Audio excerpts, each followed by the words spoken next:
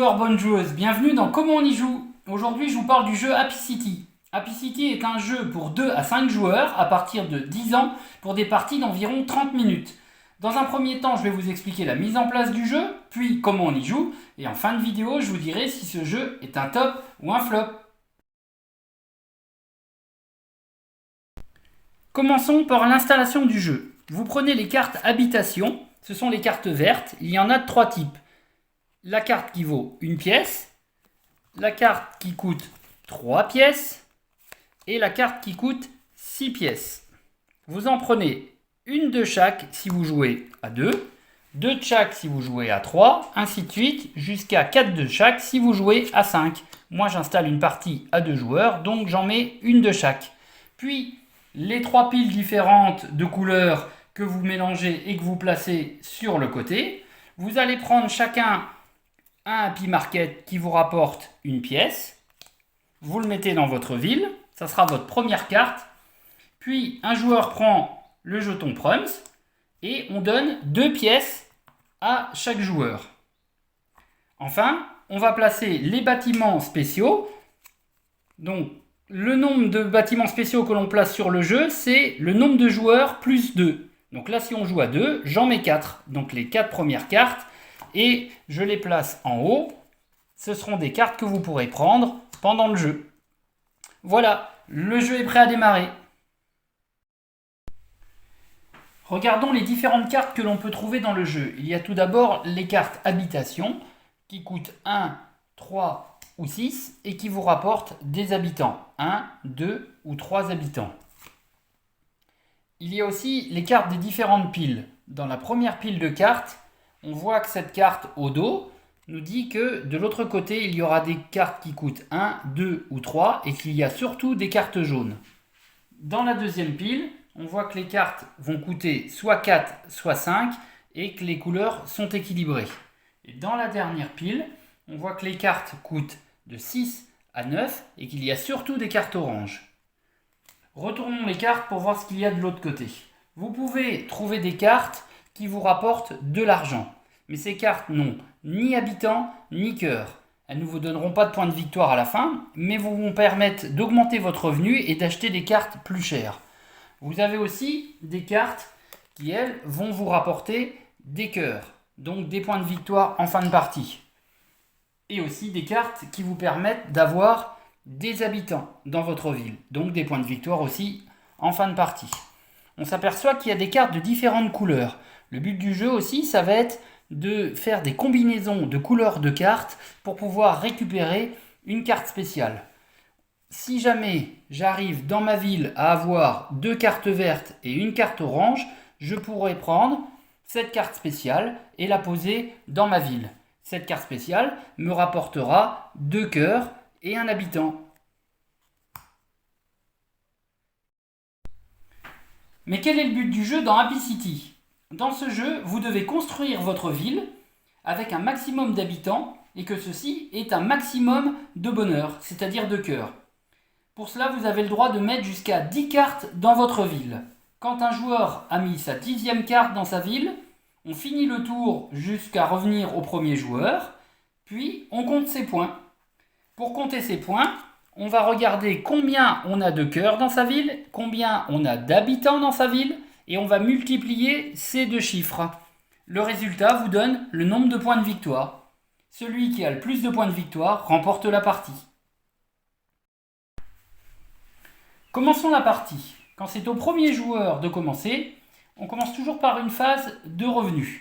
Au début de la partie, avec un Happy Market, chaque joueur gagne une pièce. Et le premier joueur commence. Il doit mettre 3 cartes sur la table. Il faut toujours qu'il y ait 3 cartes sur la table. Il va surtout commencer par les cartes de la première pile, car ce sont les cartes qu'il peut acheter. Et là, quand c'est son tour, il a le choix entre dire « je n'achète pas de cartes » et « je prends une pièce » ou acheter une carte et la mettre dans sa ville. Il peut se dire « je vais acheter par exemple la banque ». La banque lui coûte 3 pièces, mais va lui rapporter une pièce à chaque tour et un habitant pour gagner des points de victoire à la fin. Il pose la carte dans sa ville et dépense ses 3 pièces. C'est au joueur suivant de jouer. Avant son tour, il a le droit de défausser une des 2 cartes s'il le veut. Il peut dire « je vais défausser par exemple la bibliothèque. Et il complète avec 3 cartes pour qu'il y ait toujours 3 cartes sur le plateau. Et là, c'est à lui de jouer. Il peut très bien dire « je n'achète rien et je prends une pièce » ou « j'achète une carte ». Il se dit « je vais acheter la librairie parce que pareil, elle me rapporte une pièce à chaque tour et un habitant et elle me coûte 3 pièces ». Il la met dans sa ville et dépense ces 3 pièces. Le tour est fini, on revient au premier joueur, donc face de ressources, on gagne le nombre de pièces que l'on a dans la ville. Là, moi j'ai 2. Et mon adversaire a aussi 2. Et on recommence. Je vais compléter par une carte de la pile que je veux. Et j'ai le choix de prendre une pièce ou d'acheter une carte. Je peux décider, par exemple avec mes pièces, d'acheter une carte verte qui est au-dessus. Elle me coûte 1 et me ramènera un habitant. Je dépense ma pièce et c'est au tour du joueur suivant. Lui, il peut très bien dire, eh ben moi, je n'achète rien, je veux augmenter mes revenus, donc je prends juste une pièce. Et on arrive au tour suivant. Phase de revenus, moi je gagne 2 et mon adversaire gagne aussi 2. Je peux défausser une carte si je le veux. Par exemple, je vais défausser le magasin de chaussures et je complète par une carte de la pioche. Et je peux me dire, je vais acheter la pâtisserie. Parce que la pâtisserie, elle me rapportera une pièce à chaque tour et un cœur. Je dépense mes 3 pièces et c'est au joueur suivant de jouer. Le joueur suivant se dit, tiens, je vais défausser la bibliothèque et je complète par d'autres cartes. Si il veut acheter une carte, il faut qu'il fasse attention parce qu'il ne peut pas avoir 2 cartes identiques dans sa ville. Il a déjà la librairie, donc il n'a pas le droit d'acheter la librairie. Donc c'est à lui de trouver une autre carte à acheter. Il peut se dire, tiens, pour 3 pièces, je vais acheter l'immeuble qui est au-dessus et qui me rapportera 2 habitants. Les tours s'enchaînent et au bout d'un moment, voilà ce qui risque d'arriver. C'est à moi de jouer. Je décide de ne pas défausser de carte, de ne pas prendre une pièce, mais d'acheter le casino. J'achète le casino qui me coûte 7 pièces. Je paye les 7 pièces et ce casino me rapportera 2 pièces par tour et 2 cœurs. Mais surtout, quand je pose cette carte dans ma ville, on voit que j'ai une combinaison de 2 cartes vertes et une carte orange. Et donc, dans les cartes spéciales, il y a cette combinaison-là. J'ai le droit à la fin de mon tour de prendre une carte supplémentaire si c'est une carte spéciale parce qu'elle correspond bien à ce que j'ai dans ma ville. 2 cartes vertes, une carte orange. Je la place dans ma ville, elle comptera parmi mes 10 cartes et elle me permet de gagner 2 cœurs et un habitant. Attention, chaque joueur a le droit de prendre une seule carte spéciale dans toute la partie. À vous de choisir celle qui vous intéresse avant les autres. Mon adversaire vient de placer sa 10e carte, donc le jeu s'arrête. On va faire les calculs. Mon adversaire a 1, 3, 4, 5, 6, 7, 8 habitants. Et 1, 2, 3, 4, 5 cœurs. Donc 8 fois 5, 40. Il marque 40 points. Moi, j'ai 2, 3, 4, 5, 6, 7, 8 habitants. Et 2, 4, 5, 6 cœurs. 6 fois 8, 48. Je marque 48 points. Donc c'est moi qui ai gagné. Alors Happy City, est-ce un top ou un flop? D'abord, je trouve que ce jeu a des cartes très fun. C'est souvent le cas dans les jeux japonais.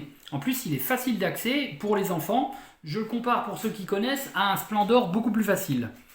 Il est très fluide, que ça soit à 2, à 5. Là, j'ai montré une partie à 2, mais comme les tours sont très rapides, même à 5, ça passe très bien. En plus, les parties sont renouvelables toutes les 30 minutes, donc vous pouvez refaire plusieurs parties. Surtout que les cartes spéciales vont changer et donc vous allez devoir faire des combinaisons complètement différentes à chaque partie. Là, je vous ai présenté le mode famille, mais il y a un mode expert. En fait, toutes les cartes Happy Market, si vous les retournez, vous verrez qu'elles ont une couleur. Donc au début de la partie, à tour de rôle, chaque joueur va choisir son Happy Market de la couleur qu'il veut. Ça va apporter une certaine asymétrie parce que certains vont démarrer avec un Happy Market orange, d'autres avec un Happy Market vert. Et surtout, ce qui va changer en mode expert, c'est qu'on ne va pas jouer avec les cartes spéciales avec lesquelles on a joué tout à l'heure, mais avec des cartes spéciales complètement différentes qui apportent un bonus. Par exemple, cette carte spéciale, gagnez immédiatement une pièce par carte dans votre ville. Ou alors, à chaque fois qu'un voisin dépense 4 pièces ou plus, prenez une pièce dans la réserve. Ou, un peu d'interactivité, après chaque phase de revenu, volez une pièce à l'adversaire ayant le plus de pièces.